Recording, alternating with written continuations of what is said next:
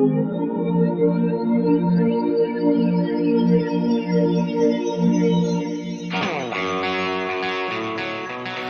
episode of In the Trenches is brought to you by System 12 Guitar Method. Sign up today at ryanroxie.com. We ended up, we didn't play the night the Police but played in Buffalo, their very first tour, their station wagon tour. But they used all our lights and sound. So we went, and I remember I stood right in the front to watch them. I love that band so much. But another band that opened up for us, I didn't know who they were, and people were asking, who's the opening band? And all I could think of is something about a submarine, some kind of submarine band. And it was U2.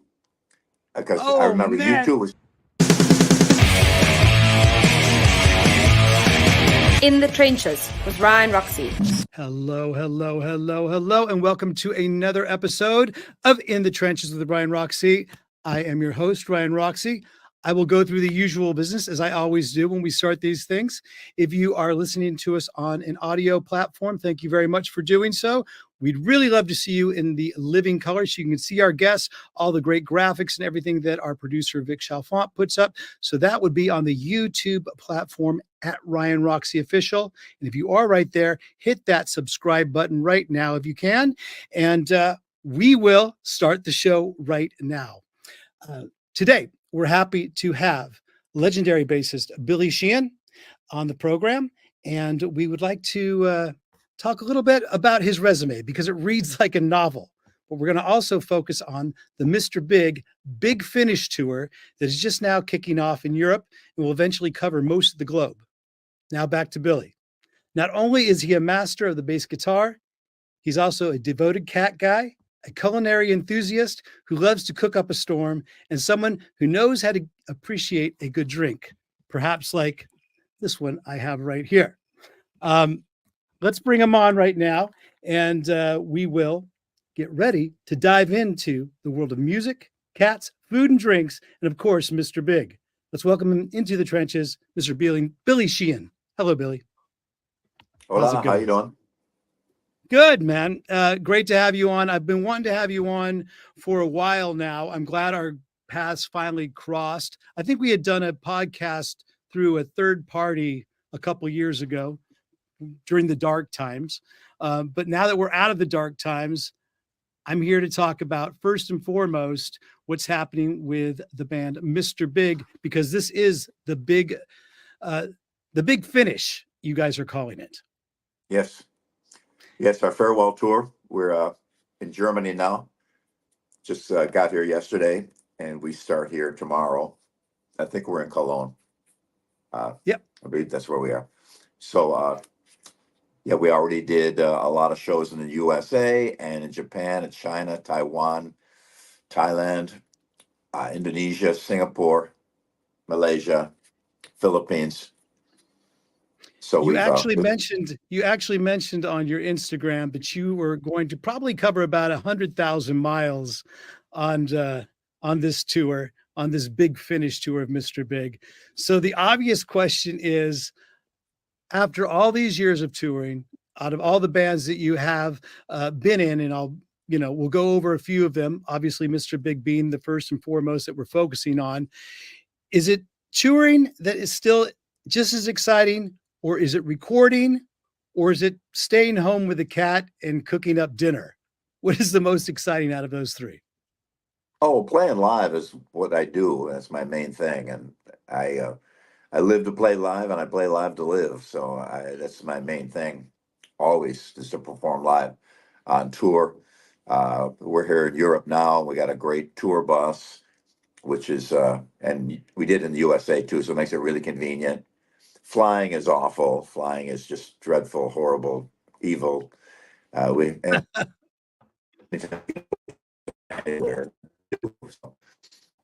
Take sometimes on bus ride is maybe 18 hours or 20 hours, and they give us the option. Well, you can fly if you want, and almost everybody I know says, "Oh, well, I'd rather spend 18 hours on a bus than a half-hour flight because it's really that much trouble."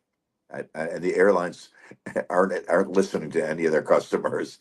It's just awful. So being on a tour bus is really easy, and They're comfortable and clean and nice and wonderful, and so I could do it forever, really, if I'm on a good bus.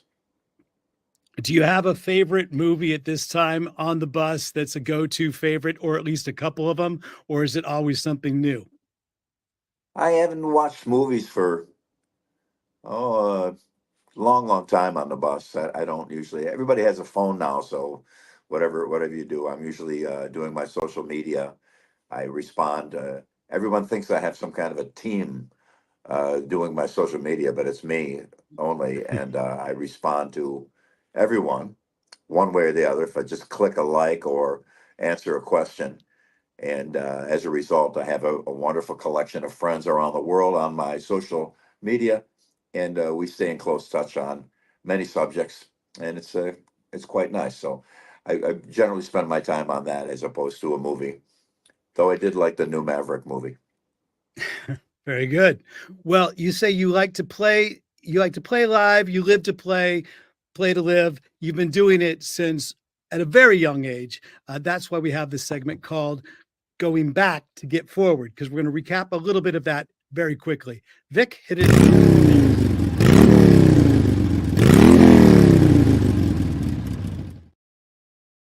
So you grew up in Buffalo. You're a Buffalo guy. Our producer says that people from Buffalo are very proud to be from Buffalo. Are you one of those proud Buffalonians? I guess that would Yeah, do it. yeah, it's a great city. It's a blue collar city, a lot of factories and manufacturing and steel mills and car companies. And it's near Niagara Falls. It's right on Lake Erie. So it's got a beautiful waterfront area. And it's a great place if you're a 9 to 5 regular person. Buffalo's really nice. Unfortunately, it's in New York State, and New York State is a lot of difficulty now. The government there is super high taxes and a lot of insanity. So a lot of people are leaving New York State. A lot of Right. people have left Buffalo. It's one of the few states whose population is going down in America. So, but still, I had a wonderful time growing up there, and it was an incredible music town. It was one of the best music towns in the country for a long, long time. And things changed. By the time the '80s came around a bit, and it wasn't as vital and vibrant as it used to be. But it was a great town for a band because you had gigs. We played 21 nights in a row one time. We did 3 full shows in one day once. So we would just play constantly. So to do that, you learned your craft the best possible way by being on stage in front of people, playing every single night, 4 or 5 sets a night, constantly. And that's really one of the most important factors in for me to have become a bass player and gotten to the point I've gotten to. Would this band that you're talking about, would that have been the Tweeds, which eventually became Talus? Or when was it when you decided that I'm not a 9 to 5 guy and you started playing in these bands? I don't know if there's ever that kind of a decision, but I started right out of high school. I started to have my own band with just a drum, sax, and bass. That bass there was my original bass. I still have it. Then I got in my first band was a horn band called Opus One. We had 11 guys, 4 horns, 3 singers, guitar, bass, drums, keyboard. Played Chicago, Blood, Sweat, and Tears. It was very popular at that time. The horn bands were a big thing. And then was in a band called the Tweets for a very short time until they broke up and we became Talus. And that was with Talus for up to '78. I left for a while, came back, and then there's about 9 versions of Talus Yeah. with different But people on Talus, them. the version you're in that we're talking about, you very scaled down from your first band from 11 piece down to a power trio, basically. Yeah. Yeah, it required me as a bassist to fill in a lot of things because we didn't have keyboards or rhythm guitar or horns or strings or anything. So I had to do a lot more on the instrument to make up for the lack of other personnel. And that's me in my boots. And when people see me in those boots, they think Kiss, but this was way before Kiss. I had those books years before Kiss existed. So it was more It, the Bowie era, the David Bowie, Mouth of Hoople. I got the idea from absolutely. the bass player from Mouth of Hoople over on Watts. He had a pair of boots, and I thought it was really cool. So I got a pair up in Mick Toronto. Ronson. Mick Ronson, one of my all-time faves, always wrote the right part for the right song. It Great seems as player. though, yeah, it seems as though you have a lot of those types influences as well. Uh, there's an Olympic bass. Wow. Your Vic, our producer, is putting up a lot. Again, if you're listening to us on an audio platform, make your way over to the YouTube at Ryan Roxie official channel, because we've got some great graphics up as well. We're here with bassist Billy Sheehan, and we are talking about a little bit of the old school right now, because we're both old schoolers, and kind of goes back to, for I think most of us that are from the old school, was it always the Beatles that was pretty much one of the biggest bands for you, or for me? Yeah, but my whole generation. There were bands. Well, the band around the corner from my home, just halfway around the block from my house, very close. Our backyards almost touched. Uh, um, they were they're called the Rockin' Paramounts, and they had the Elvis style hair and wearing suits. And then the Beatles came out. Almost the next day, everybody had washed everything out of their hair and let their hair grow long. It happened almost instantly. The whole world changed when the Beatles came out, and bands that were playing, like a Ricky Nelson or Elvis or people like that. That was over now. It was kind of like in the '90s when grunge came around, and all the bands before them went away. It's happened many times. I mean, in the music history, where a new thing comes along and replaces the old. So the Beatles were on Ed Sullivan, and the next day it was a different world for everybody.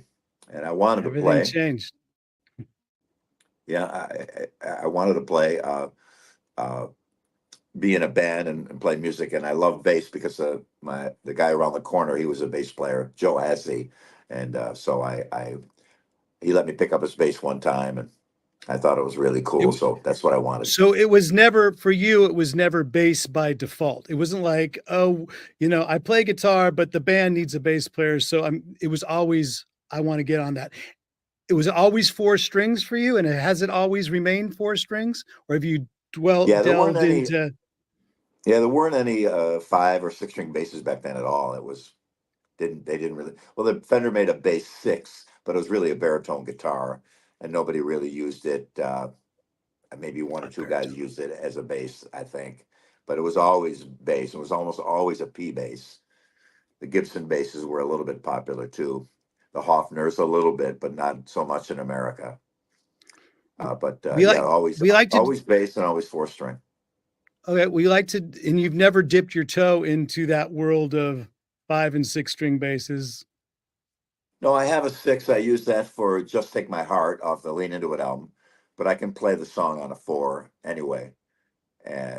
No, it's just to me, it's when a player is playing and he runs out of ideas, or he's hesitating, he's looking for an answer. And some people think the answer is to add another string. And for me, it was never the answer.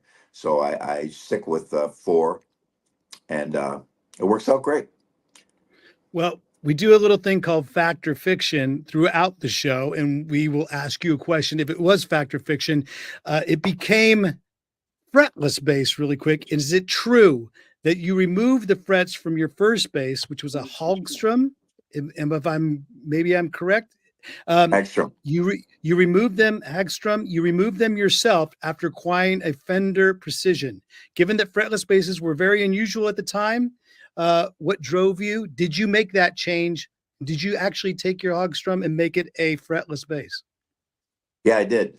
I Fact. didn't consider the Hagstrom my first bass because it was just a kind of a plastic thing.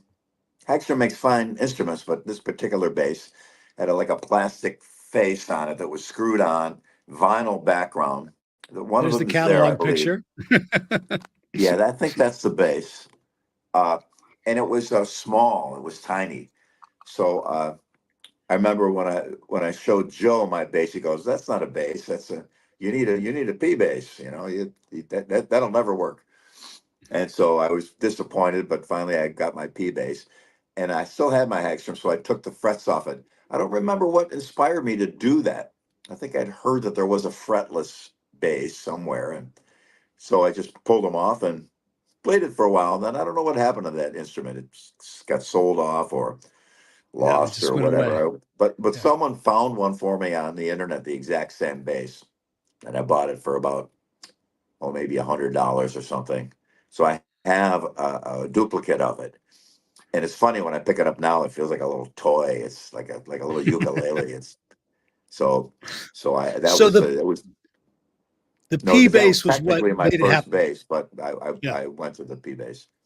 But the doors opened up. Basically, the floodgates opened up when the P bass came into your life. And from Yeah, Tallis, absolutely.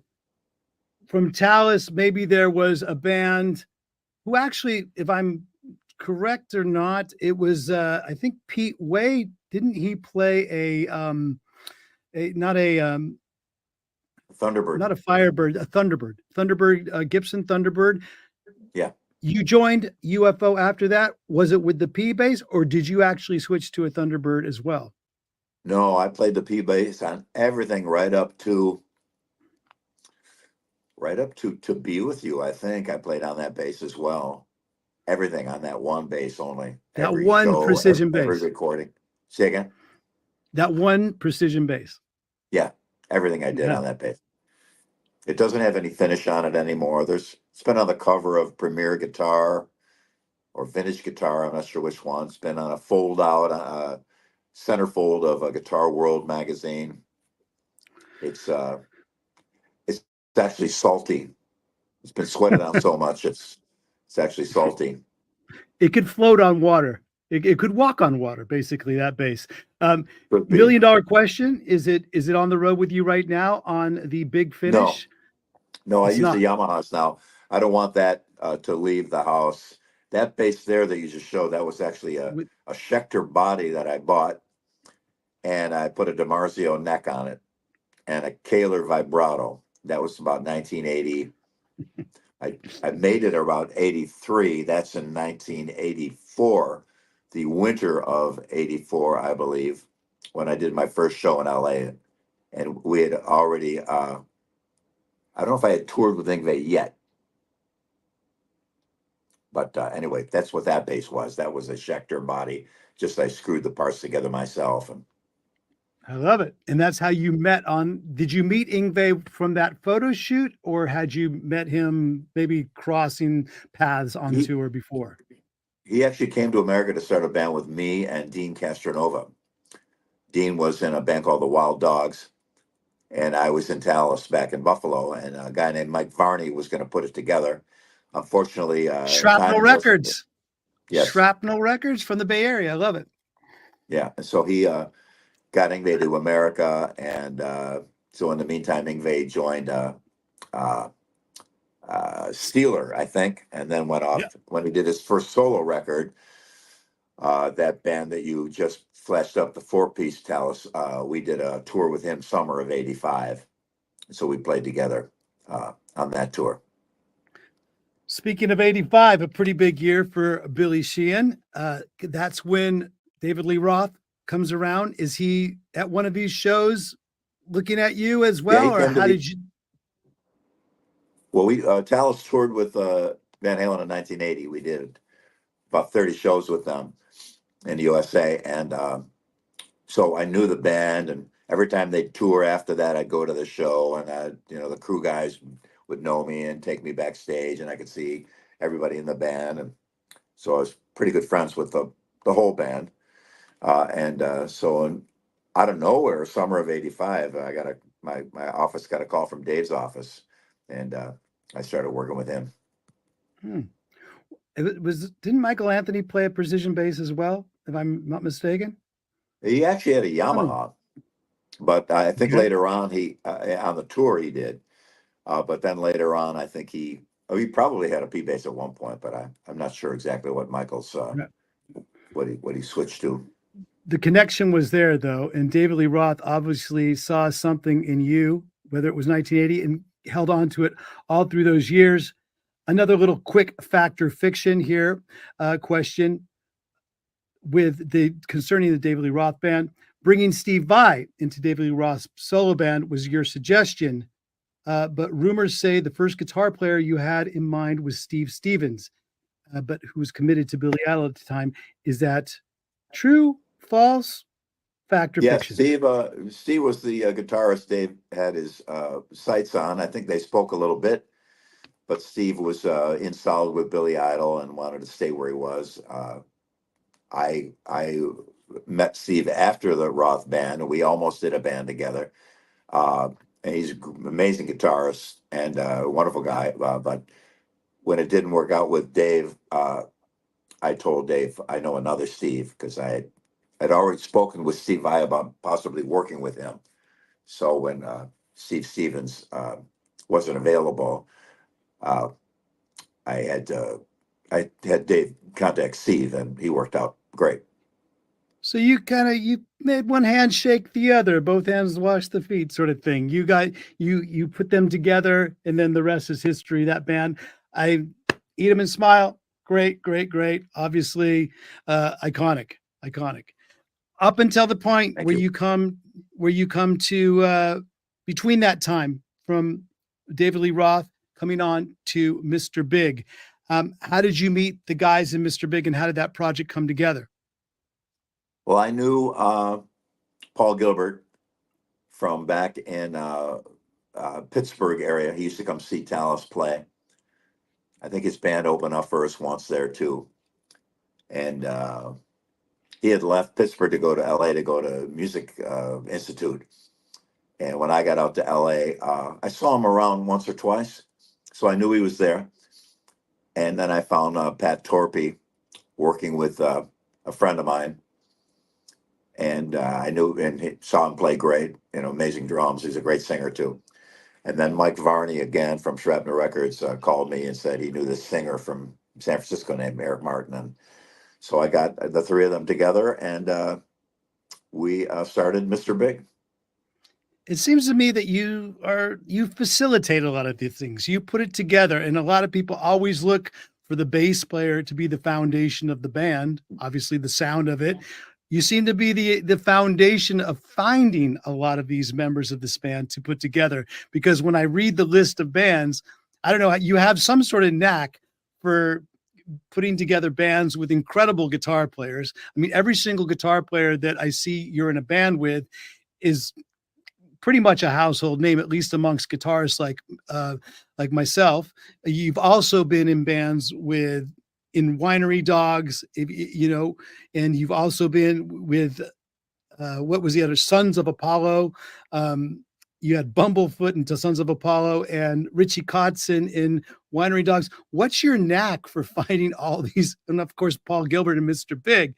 What is your knack for finding all these guitar players? Or do they find you? I don't know. It's just I've been a music and song guy from the beginning, and some guys have the ability to do a lot on their instrument. Some guys are kind of one-trick ponies, and some guys can do a lot. And for me, singing is essential. Coming from my early years of the three-piece band, we needed three voices for a three-part harmony. So you got to sing.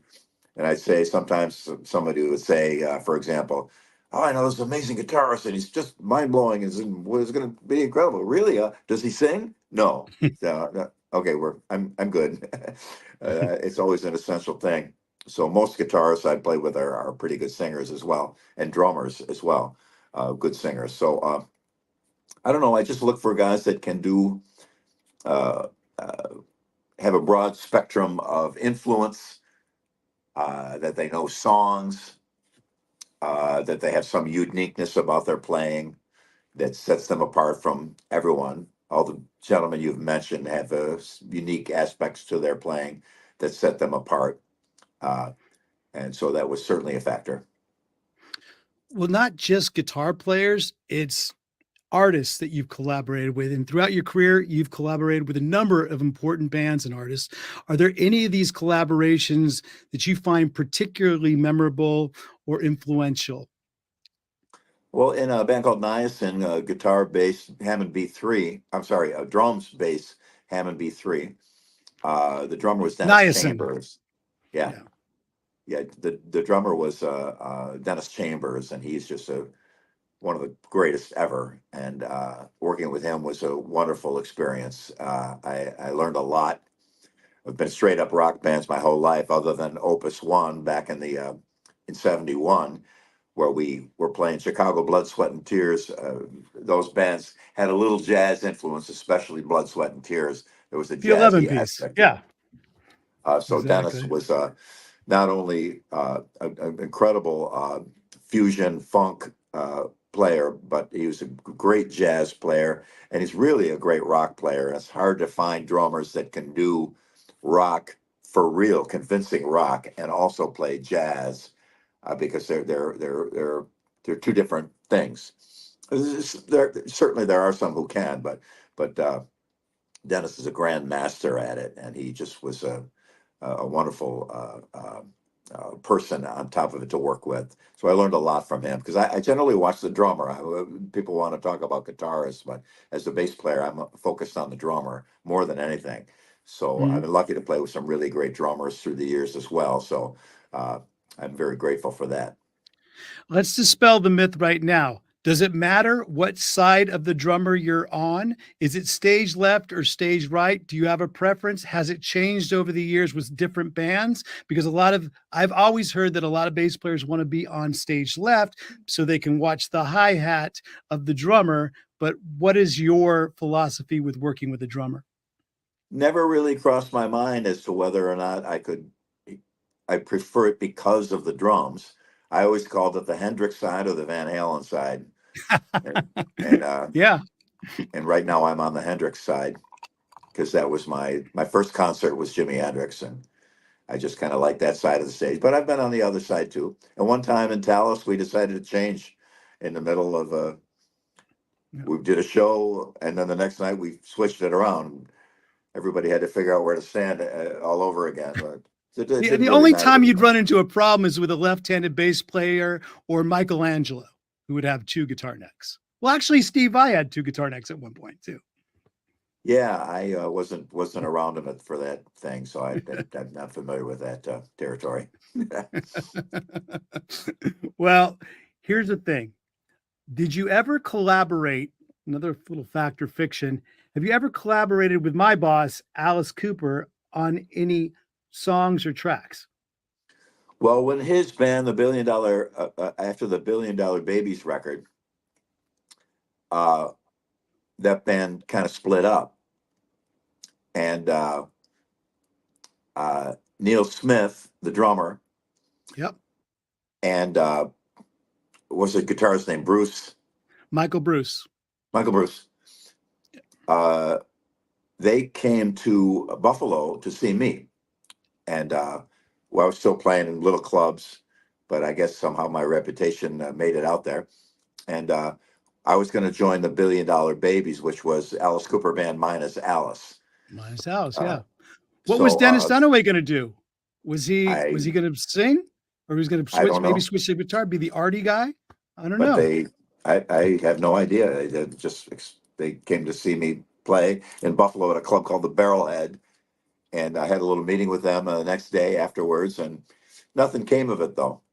But I remember seeing Alice Cooper New Year's Eve with the Billion Dollar Babies tour, and opening up was ZZ Top, and that's where I got hammer-ons that night. I saw Billy Gibbons bend a string and then hit a note on the fretboard, which none of us had ever seen before.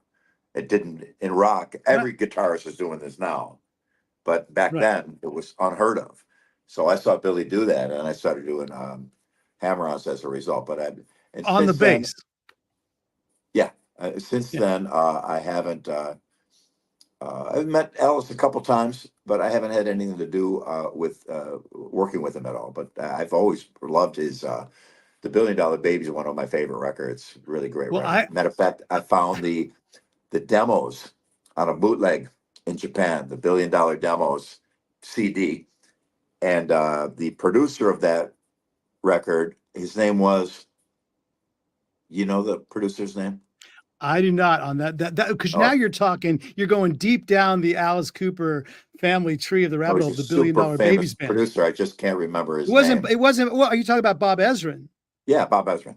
Okay. Yeah. So I was on the Naris, the Grammy company. I was on the board for I was one of the uh, governors. They called us for Naris, and Bob Ezrin was also a governor. So I met him there, and I remember I made a special copy of the CD for him because he didn't have the demos anymore. So I made a copy of it and sent You that to burned a him. copy. All right. I like it. So So back in the day of CDs. I love it. Well, I am going to let you on a little bit of information that you might not even know because you have collaborated with Alice Cooper because of our crack team. Federica, thank you very much for getting on the script, and Vic Chalfon, our producer. We found out that you did play on a track called Santa Claus, Claws, is coming to Oh, that's right. town.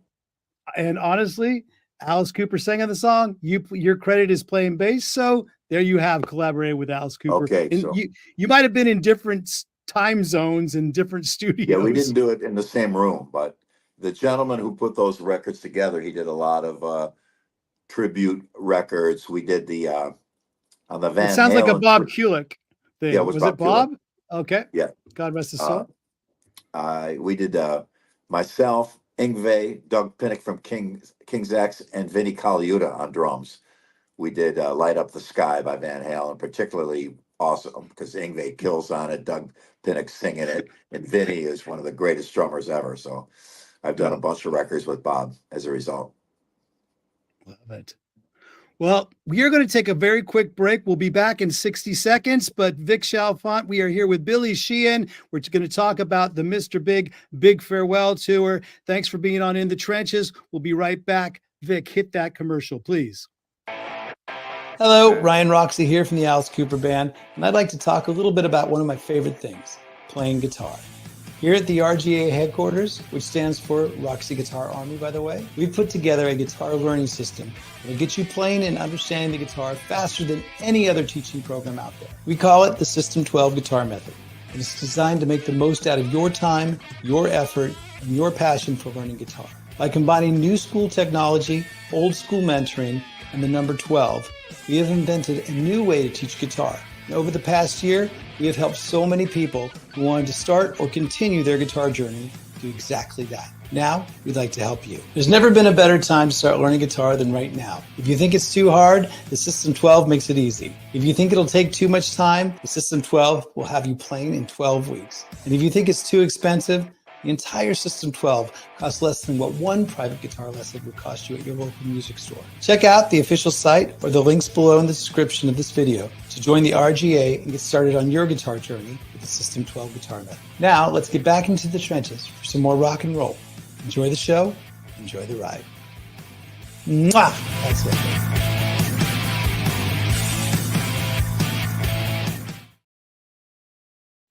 Not just talking about guitar, we're talking about bass with Billy Sheehan. Has his bass out right now, and it's a little dark out there. Is there any way we can get a little bit more light on Billy, if it's Good possible? idea. The sun's going down here in Germany, so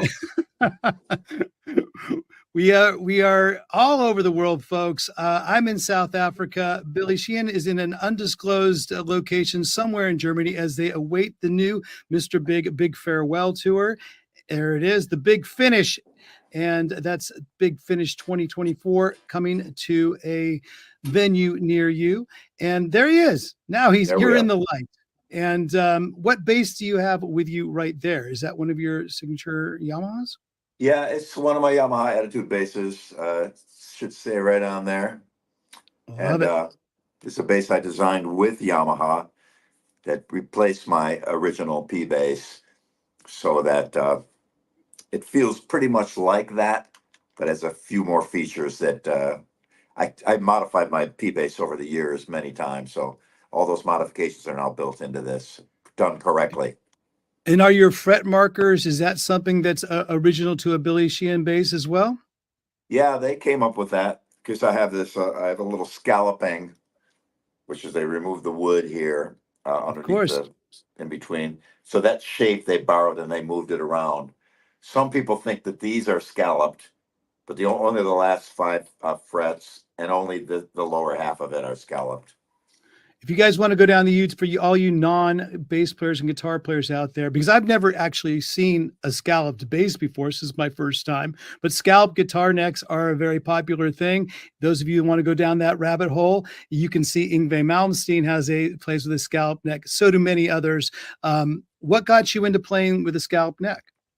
Well, I knew about scalloping way early on because John McLaughlin from the Mahavishnu Orchestra, he had a scallop neck, and that was in the late 70s. So I knew about it, thought about it, but never was really inspired to do anything. And then when we toured with Yngwie, I saw him playing the scallop neck, and I got a little more intrigued by it. So I got my Dremel Moto tool out on the road and did a hotel room modification with that, and just removed the wood a little bit from in between the frets.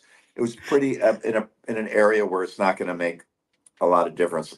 I didn't need to go all the way across because you couldn't push that neck down, that string down into the wood, no matter what. And I didn't want to do too much because you can't lose that much wood on the neck because it'll become weaker. And bass strings, of course, are much more higher tension than a guitar. It'll become weaker and it won't have the same sustain. So I just did a couple of them. And it's not really an essential thing, but everything that I did to my old P bass, they wanted to do on the new Yamaha. So they did the scalloping. But again, they did it properly with an actual luthier. There they are there. You can see them. Very cool. Well, the thing is, you talked about Billy Gibbons being the one that sort of you got turned on to the two-hand technique at first, and then you applied it to bass. Would you say you're the first person that we know of to play two-hand technique on the bass guitar? As far as I know, I am, but I just know it's a big world out there. And there's a guy back I think in the late 40s that an Italian gentleman who was playing classic guitar, uh, tapping and stuff like that. So you see him, you can find him on YouTube. But as far as I know, I'm the first guy that did it on bass. And like I said, I did it starting in 74.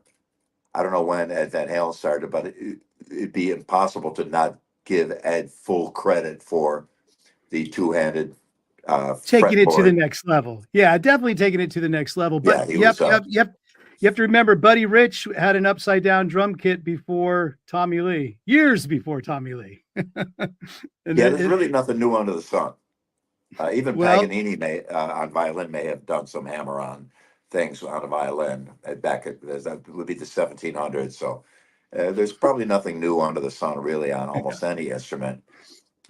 dude, you So totally ripped off Paganini, man. You're such a Paganini rip-off hack. I can't believe it.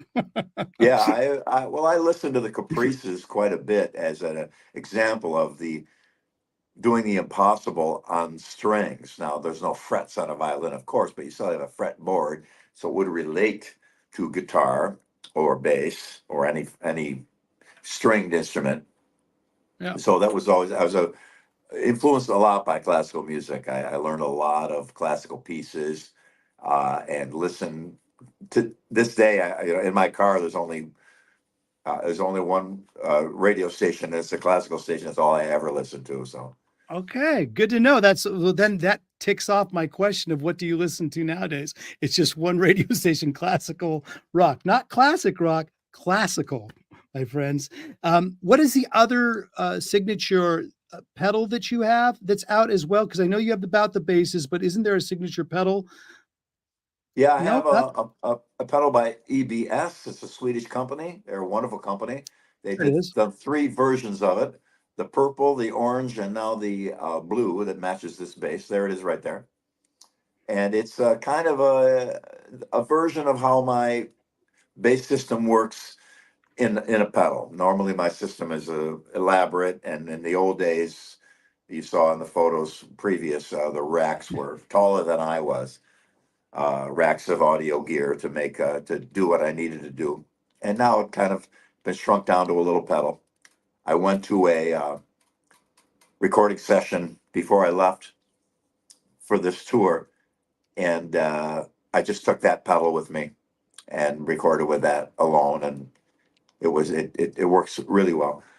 So it's an actual pedal that it does what you wanted to do because you brought your own pedal to a session, and you didn't have to have the entire huge setup. You had that, and it worked. Good. Yeah, it's a small version of what the same principles apply to that pedal that apply to the more elaborate system. So it's just a smaller, easier version of that. Well, let's talk about why we are here, and I'm interviewing you right now. It's because the Big Finish tour for Mr. Big. Of course, the lineup right now: Eric Martin, lead vocals; Billy Sheehan, bass; Paul Gilbert on guitar; and Nick Virgilio. Virgilio.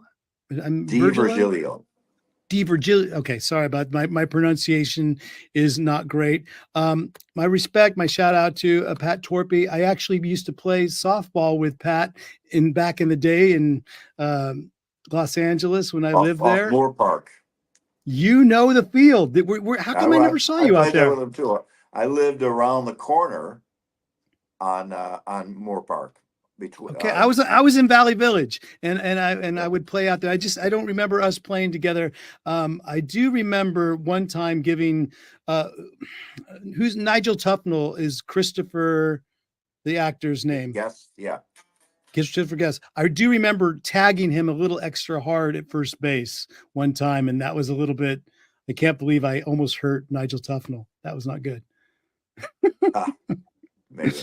Yeah. So what's it like now that you're back on? Because the band has sort of parted ways at times, got back together, and then taken a couple of years off. You've been playing throughout this whole entire thing. Like you said, you've been always playing live, putting bands together, facilitating that. What's it like this time that's different from the others, being that it is the Big Finish tour? Well, there's a lot of things that are thankfully the same. Nick is just a great drummer, and he does the things that Pat did very, very well. It's really difficult. Pat was quite a finesse and a nuanced drummer. A lot of little things going on that if he didn't do it exactly that way, it doesn't sound like the same song. And Nick has managed to do that, as well as bring in his own signature on the songs as well. And he's a great singer, as Pat Torpy was as well. And we need It's a requirement that you have. That's a requirement that you have to be in a band. You have to be a great singer as well. Exactly. So Nick, but we needed a certain range of vocalists, and Pat was I guess a soprano range. I'm more of a tenor, and so we needed that range, and Nick has it just perfectly, and he's just a great singer, a great player, easy to work with. So many parallels with Pat, because Pat was all of those things and more too, and was really my closest friend in the music business for many years. So when we lost him, we weren't sure what we were going to do anymore. We had another drummer, Matt Starr, with us for a while. He was a great drummer, but he didn't have the same range as Pat, so a little more difficult for him to do the harmony parts. But he's still a dear friend, and he was a great player, and we enjoyed having him. But we needed a higher pitched range for the third voice. Myself, Paul, and Nick now are doing the 3-part harmonies behind Eric, so it works out very well. So here's the $1 million question. There's a lot of bands going out there that would say, okay, you know what? It's great that we're going to be playing this many nights in a row. Maybe we'll just rely a little bit on the background vocal tracks that are on, time code.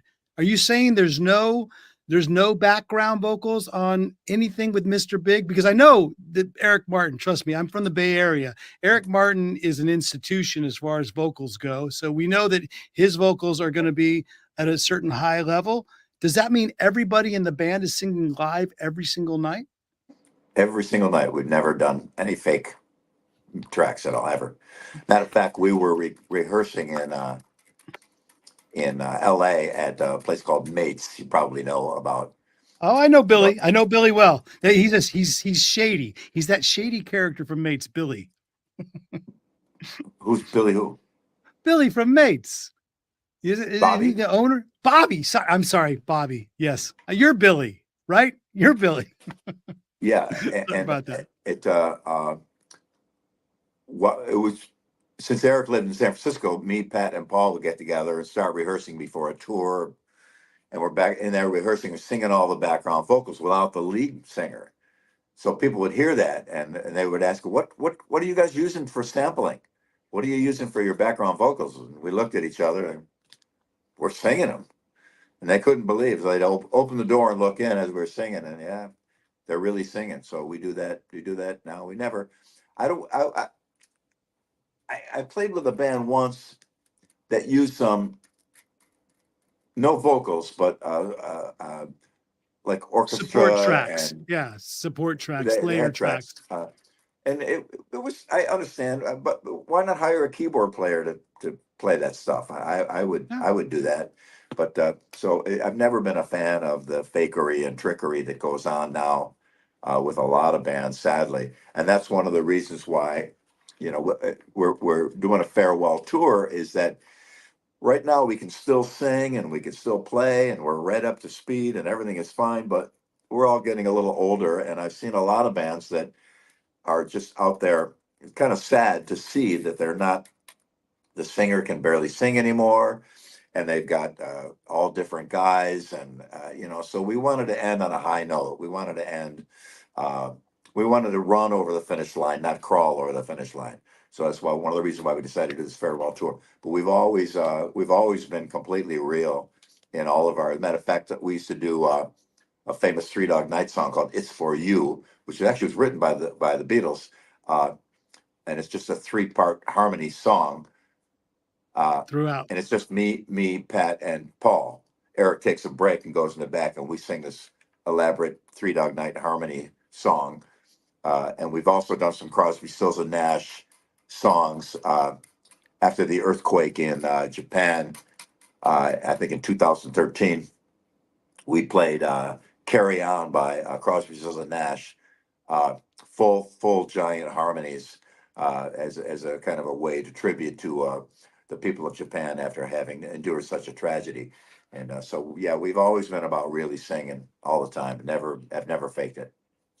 Well, you and me both. The Alice Cooper Band, for better or for worse, because some nights we are not 100% on vocals, but we do have no background on tape. We have 3 guitar players. That helps out. So everybody is a vocalist. So we do have that going for us. I mean, it's harder the more it narrows down, but I respect that. And you know who else would give you a badge of honor and a gold medal? Mr. Eddie Trunk. He would give for that live sort of non-tape Yeah, vibe. yeah. He's been very kind to so many bands, and he's just been essential to the biz, I think. Yeah, very, very much. Yeah, I know. Well, I did a record with Tommy Hendrickson recently. Oh, really? Okay, great. Well, Tommy plays with me and Alice, and we're the bookends. I'm stage right, he's stage left, and we have Great. Nita as well. What And was the album? I just recorded with Nita also for a thing for Jason Becker, a little tribute Great. thing for him. I knew her from LA as well, pretty well. But yeah, Tommy was a wonderful guy to work with. A great player, a lot of great ideas, and I enjoyed working with him very much. There we are, and Kenny Oh, Aronoff wait. on drums. There it is. Hellhounds. How Vic found that out, I did not know that. That's great. Well, I'll be sending you my demo tracks really quick right after the podcast. That's great. So you can say you worked with the whole back line. How about that? Deal. Let's do a little bit of a lightning round right now, Billy, because this is really quick for you. 1 or 2 word answers, if you can. This is going to cover almost every band you have been in. I know it's a new topic, everybody here at In the Trenches, and I don't think Vic has any graphics or smart things for it, but maybe he will by the time we put this out. But this is called the lightning round. Here we go. First question. You can do yes, no, 1 answer, 2 answers, doesn't matter. Would Talus have been bigger if they kept the name the Tweeds?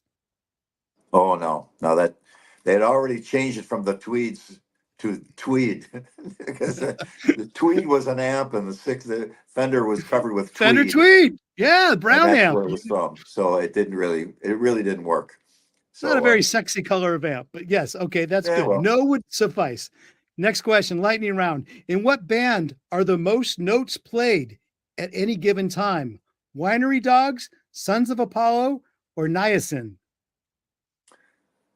probably Sons of Apollo because there's more people doing it. And everybody's on lead something. Oh, they Lead sure are. guitar, lead vocals, and lead bass. All right, here we go. All right. Here we go. That was Sons of Apollo. Lightning round continues. David Lee Roth. Did the duct tape line that you couldn't cross actually exist on stage? Not on my tour. Woo-hoo. All right. Not So on that's Needham Smile. all right. So there you go. That was That's my photo. a little bit of an urban legend. If you want to go duct tape No, line. it did exist later. It did exist on the Skyscraper tour. And one of the reasons I wasn't there. And for those of you that don't know, apparently there was a line of duct tape that was put on stage that you could not cross over at any time. Yeah, Oh man, that was what I heard. And so thank goodness on Eat 'em and Smile, Steve and I were running across that stage like maniacs from top to bottom all over the place. So there were no restrictions at all on Eat 'em and Smile. Nothing. I love it. Nothing. It was a real band and a real show. And then the Skyscraper thing was I don't know. But see, I've you've some. heard. See, I want to get to the bottom of it because you've heard, but has anybody ever seen the duct tape? Oh, it was there.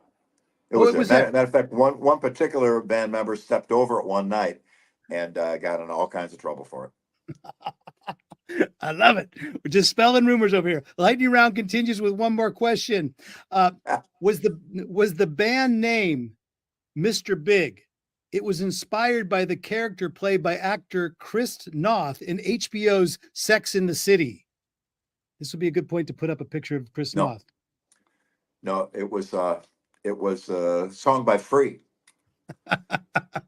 So Mr. Big. There's Mr. Okay, so a song by the band Free called Mr. Big. Okay. Which we did on the Bump Ahead record. Because so many people would ask us, so where'd you get the name Mr. Big? Where'd you get the name Mr. Big? We say, it's a song by Free. It's a song by Free. It's a song by Free. And every time we do an interview, and back then we had a hit record, so we got asked this every single interview. They would ask the same question.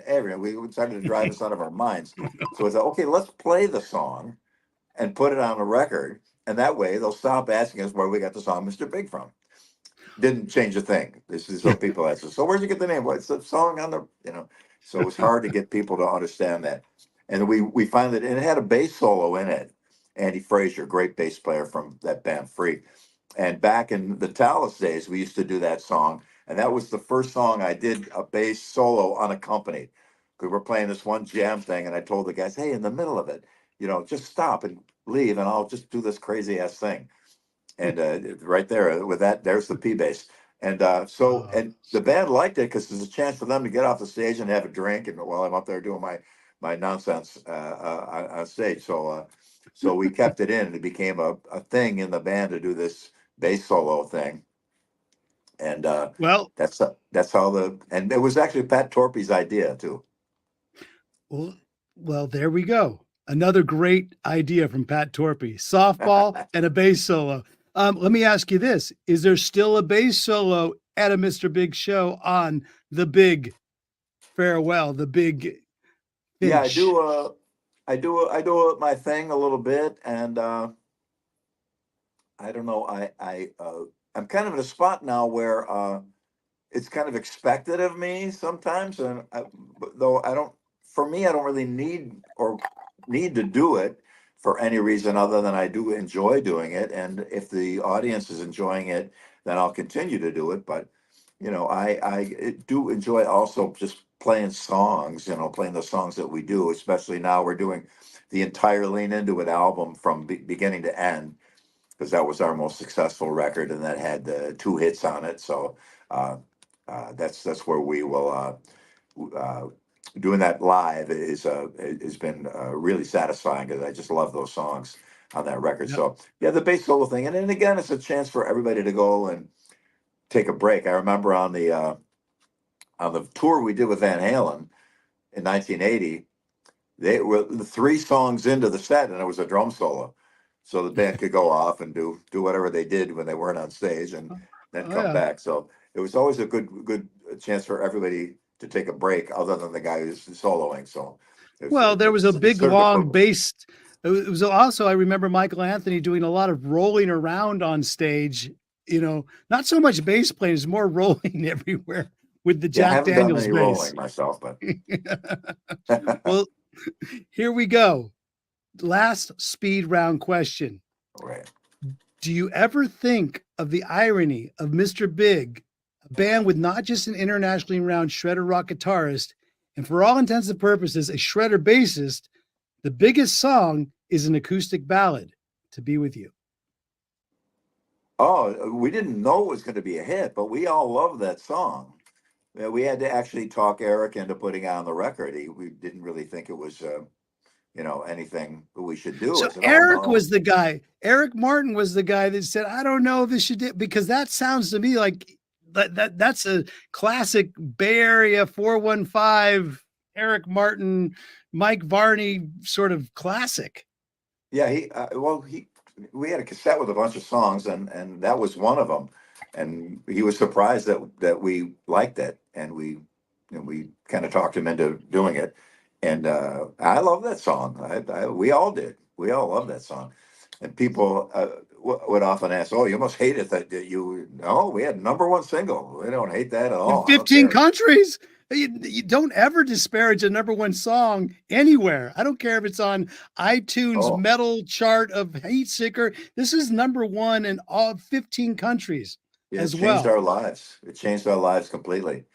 We I mean, we'd get on a plane to fly overseas to tour, and the flight attendants would say, "Are you guys in a band?" I go, "Yeah, yeah. What band? I'm Mr. Big. Do you have yeah, we got a song. I'm the one who." They go, "Oh my God, that's," and they move us up to first class and give us free drinks. And one time we were flying on a Malaysian Air flight, and the pilot let us sit in the cockpit. This is Because of that before, song? I know, there's a little jump seat in the Right. behind the pilot, and we got to sit in the cockpit for takeoff and landing because they were both fans. And As long as you would perform To Be With You in the cockpit, apparently. no, we didn't have to. Fortunately, we didn't have to do that. But yeah, it was great. It was that song was our passport to the rest of the world. We played. We got huge in Indonesia, which is just a massive country, and we played some places no Western band ever played before, uh, and then all the places in the Southeast Asia, like I said, Malaysia, the Philippines, And that's where you've Taiwan, already been. Thailand. That's where you're going on this. Either you've already been or going to on this big farewell tour as well, right? Yeah, we did all those already. We Okay. started in Beijing, then did Japan, and then went on the rest of Southeast Asia from there. Well, I actually have a quote from you. Where the hell is it? That you have that you just recently put on your Instagram. And let me try and find it here. You've said lots of shows on the Mr. Big farewell tour coming up. It's a big world out there. EU, UK, Mexico, South America, and more USA. I should Yeah, that's calculate coming how up. many miles we've traveled, easily over 100,000. Um, is it going to be one of those things that you're looking forward to it, or maybe, are you looking, do you see the light at the end of the tunnel, or are you just enjoying each show as it comes? Enjoying each show and each city, and every city we've got friends from touring throughout the years, and not only Mr. Big but other bands. So it's really it's a great night. We really love it. A lot of friends come out here in Germany. We played Germany a lot back in the day, so we got all kinds of people coming out to our shows here. Where the London show is sold out, and a couple other UK shows are sold out. We'll be going to Ireland, which was where my grandfather came from as a little boy, and our family started. So yeah, we're looking forward to all these shows. And so far it ends in August. There's a little talk about trying to hit some other areas if it's possible. If we can, we're trying to get promoters to cooperate. So we'll see. But yeah, the whole thing ends in August. But it's been great. I love it. We're Well, having a wonderful time, and the crowds are just great. Sold out. The last run we did in the USA, almost every show was sold out, and and you're just it's kicking just been, off Europe now. And yeah. my producer came on in my ear while we're talking about this. He just wants to know if you're playing the drill still on this tour. Yeah, The, that's the opening track on Lean Into It, Daddy, Brother, Lover, Little Boy, where we use the drills for the solo section. The bass and guitar do a harmony drill solo, and initially it was just meant as comedy initially. Somebody in one of Paul's other bands said that Paul plays so fast. The only way you could play faster is to put picks on the end of a drill. So he did. And good it turns out idea. he's faster than that anyway. So it wasn't true after all. He's faster than the drill. But The obvious question, Billy, do you or Paul have a drill endorsement? yeah, we did ended up endorsing Makita Power Tools in Japan. I It was have a pretty amazing. Bosch. I'm sorry, I'm endorsed with Bosch, and it's not for only. No, there it is. Is that the one? No, that's a Makita. Come on, get that off. Is that the one that you're endorsed with? Yeah, No. Makita Power Tool Company. All right, perfect. All right, thank you. We're not in any legal trouble there, Big Chalfont. Oh, Very that's good. okay. It's no trouble. One last little segment. Usually, if I have a younger guest on, I do a little segment called Old School, New School. It's where we put up a picture of an artist. There it is. We actually have graphics for it. But it's our chance to sort of see if we know who the new schoolers are and who the old schoolers are. I think we have a collection of bass players. I haven't seen it. You obviously haven't seen them. These are coming from the wild world of the internet from our producer, Vic Chalfont. Vic, why don't you put the first one up and we'll have Billy take a guess at who it is. Well, of course. Who's that?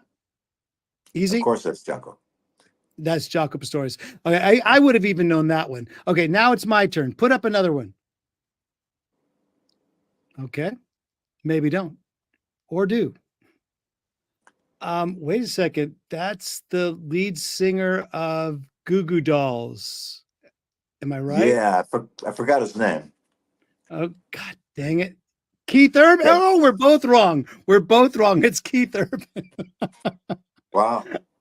All right. Funny because I just had a sad encounter online with a young lady that I knew from years ago, claiming that she was Keith Urban's wife, and could I help her get in touch with him? Oh. And I said, well, if you're his wife, you should be in touch with him, aren't you? Are you sure that you didn't? Yes. It wasn't an email address from Nigeria, because No, it sounds like one of those. I knew the girl. I know the girl. Oh, wow. She's All right, sadly well- she's gone off her rocker, sadly. So I urged her to get some help. All right. Well, you know what? Both of us need to get help because we didn't. I thought it was the lead singer of Goo Goo Dolls. One more person up for Old School, New School. Let's go, Vic. Who is it? Oh, come on. That's easy. I got it. Easy. Geddy Come on. Lee. Geddy Of course, Lee. Geddy. And he's actually played a Fender jazz bass, if I can say that right. That one. Yeah. Yeah, he's the guys in Rush. We toured with them on 2 different tours, Presto, the whole tour, and then some of Roll the Bones. And they were the nicest, finest people you could ever meet. They were so kind to us. They were awesome. We got up and played the encore with them. What me was and that? Pat would sing at the mic with Geddy, and Paul would play What guitar song? with Alex. What song was it? What song was it? In the Mood. Nice. Okay. I thought it would. So they were just so great to us, and we owe them a great debt because that really was a great thing for Mr. Big to break in America. And we had a hit single also, which helped. I think it was Geddy who said, that's the first time they saw girls in the first 10 rows. And not just guys because it's to be taking with you. notes. I love it. So is there any more, Vic? Do you have any more old school, new school for us? If not, we're good. Come on. Oh, come on. Stuart Copeland. I got that. I thought this was bass players. Oh, I'm No, sorry. this is Andy Summers. Amy Summers. Okay. I got the drummer mixed up. Sorry. I was right with That's okay. Stuart Copeland as being the drummer, right? I was Right. in the Yeah, ballpark. we had a club in Buffalo that did national acts, and we'd play there every Monday night as the local guys and headline. And so they would bring national acts in as our opener, national acts that were just beginning. So the Police, we ended up, we didn't play the night the Police, but played in Buffalo, their very first tour, their station wagon tour. But they used all our lights and sound. So we went, and I remember I stood right in the front to watch them. I love that band so much. But another band that opened up for us, uh, I didn't know who they were, and people were asking, "Who's the opening band?" And all I could think of is something about a submarine, some kind of submarine band, and it was U2, because I Oh, remember man. U2 was so U2 opened up for us, and they sounded good and very nice, and we in the they left while we were playing, and they left a little note in the dressing room thanking us and very, very kind, signed The Edge. And so for years, people didn't believe us. They didn't believe that it was baloney. Come on. I said, I'm telling you, U2 opened up for us. So years later, U2 plays at Rich Stadium, where the Buffalo Bills play, 80,000 people, sold out. And in between songs, Bono starts to sing. Uh, uh, John Lennon, there are places I remember, Remember. and he stopped and said, "I'm playing that song because we played in Buffalo the night that John Lennon was killed, and that was the night That because night. we did two sets um, after they played, and in between those two sets, we found out we heard that John Lennon was shot, and we got up on stage for the last set and just played Beatles songs all night long. Because one of the things about Dallas, at one point we had a contract for the show that we had to play only Beatles songs all night long. So we knew a million Beatles songs.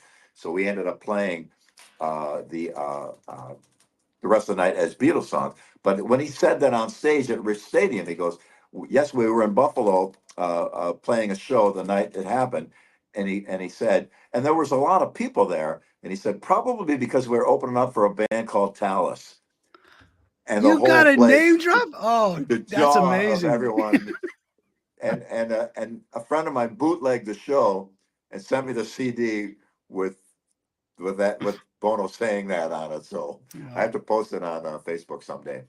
You have to. You have to post it up. Well, you know what? Or save it and maybe for your own little sneaky little, back hidden track or something, put it on the new Mr. Big album. Could that happen? Well, it would have no relation to Mr. Big because it was Tallis and U2, But it's and your thing. Maybe in the back, and, uh, maybe background if you have and a bass solo or something. plus I'm sure that the people that are in charge of U2 would take issue with me putting a recording of their band on my record. So Well, there you go. You at least can say you play on the band. I can't believe the name drop. It's amazing. Well, I did actually drop a little bit of an Easter egg because I said Mr. Big album and you didn't deny it. Is there something possibly in the works with, yeah, Eric Martin talking about it? we recorded a record, and it's being mixed now. And there's also a live DVD and probable record, I think, the audio version of the Budokan, the last show we did at the Budokan in Yeah. Japan. So there'll be a lot coming out as we get closer to the finish line. Will people be able to hear possibly something new coming out at one of these shows in the next, I just shared the Budokan version of Alive and Kickin' on my Facebook, and I don't know if I did it on Instagram, but I put it on my Facebook. So that's We will there. put all the links for Billy Sheehan right down there that are on the description of this video. Again, if you're listening to us on an audio broadcast, thank you very much. We do appreciate it. But at YouTube, at Ryan Roxie Official is where we love to have our guests, and we love to have you show up each and every week. Go look down at those links, support it, and obviously go out and check out a Mr. Big show, because there's a lot of things you'll get to see. Perhaps maybe it's a new song here or there. Perhaps maybe a drill bit, a drill. You'll hear, yeah, something going on. But Billy Sheehan, my last question to you, and this is how we always end the show, is that if there's a piece of advice that either you've come up with that has helped your life out, or that you've been giving, any sort of advice that you've been given over your long and illustrious career that we could pass on to our listeners, is there something that that you would like to share with us that helps you as a musician and as a person? Well, one, I'm often asked if I have advice for younger players, and I see a lot of guys on YouTube and on the internet just being amazing stuff, just incredible. They're so good. But I worry about them because they're not in a band. And my three things are: get in a band with songs, get in a band with songs that you sing. And if you run the numbers of the most successful musicians in the world, they were in a band at one point or another. That's probably how they got famous. The band had songs and they sang them. The richest musician in the world, arguably, is Paul McCartney, who was in a band with songs and songs that you sing. If you run bass players, the most famous bass players, Geddy Lee, all three, Chris Squire, all three, John Entwistle, all three, even Jocko, which you pictured earlier, one of the greatest bassists ever. It was on his first solo record, he had Sam and Dave singing, and he played in clubs songs that you sang. And even like Sting is on his own now, but how did he start? How did he get famous? Was in a band with songs that you sing. So I think it's extremely essential to do those three things. And when you run the numbers of the most successful players ever, there are always exceptions to some degree, but overall, that's the big three for me. And there's so much to learn by getting in a band, by learning, working with other musicians, and having to get along. As you know, you tour, so you know this very well. Yep. I'm sure you learn so much about how to deal with a drummer and how to present yourself on stage, how to deal with the public. There's so many things that are learned by being in a band. It's a great thing. I always say you can learn something from somebody that has more experience than you, and something from someone that has less experience than you, from you. That's you true. can always learn something from somebody. I agree 100%. Yeah, and it never ends. I mean, I'm here in my hotel room, practiced all morning on my bass. We'll be practicing again until I go eat dinner. Work at a lot. Work is more. I practice more now, I think, than I ever did in my life. And I was famous. People would come into my house and I answer the door wearing my bass. Wow. And they said, "Don't you ever put that thing down?" And I go, "No, not really." And I'm working. And that's your hotel room. Is that your hotel room bass, or is that bass actually on stage as well? This is my main bass. I travel with it because I want to make sure it's not damaged and shows up. I have backup versions of it as well. Does it get its own seat on the airplane? Does it get its own seat? It fits in the overhead, fortunately, or in the closet. It's it generally don't have a problem with getting the on board, so that's a good thing. Guitars are a little easier because they're smaller, but the bass I've rarely had to check it or not. But you just have to sing a couple lines of "To Be With You," and you get any closet in any sort of airplane imaginable. I hope, or at least get a free drink out of the deal. Well, you know what? I'm all out of my drink, which means I'm going to go for more. It's a little old fashioned. I know that you're a drink connoisseur. What is your drink of choice? What is your? Well, I'm generally a red wine guy, but I do like. Actually, one gentleman at a show recently gave me a 50-year-old bottle of Canadian Club whiskey, nice. Which is, I haven't opened it yet. I'm waiting till I get something to celebrate at home. So I'll get to that. So with my wife, and there's There's the our family. yeah. Yeah. What's the cat's name? I'm a big cat guy That too. that was Rebel, and sadly he passed away Oh, sorry. this last summer. He he got outside. He's not an outside cat. He got outside for Mm. 10 minutes and Ah, got a tick bite and developed bobcat fever, which is damn. generally 80% fatal. So sadly, we So lost bad. him, and we miss him every single day. We think of him, and so I'm traveling up until August, and after that, we'll look for we'll look for another cat, we'll rescue another black cat. Well, if you are ever in the Cape Town, South Africa area, that's where I'm based out of right now, and we have plenty of red wine to share with you. So I don't know if Yes, I hear South some of Africa the is I hear some of the red wine from South Africa is quite good.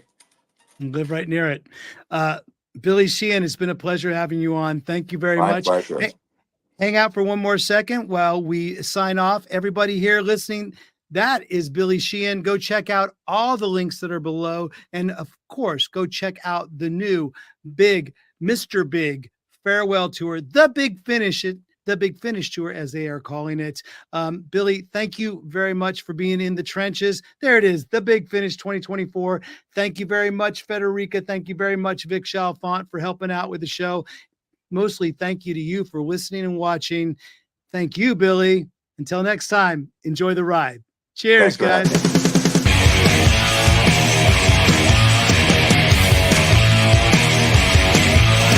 In the Trenches with Ryan.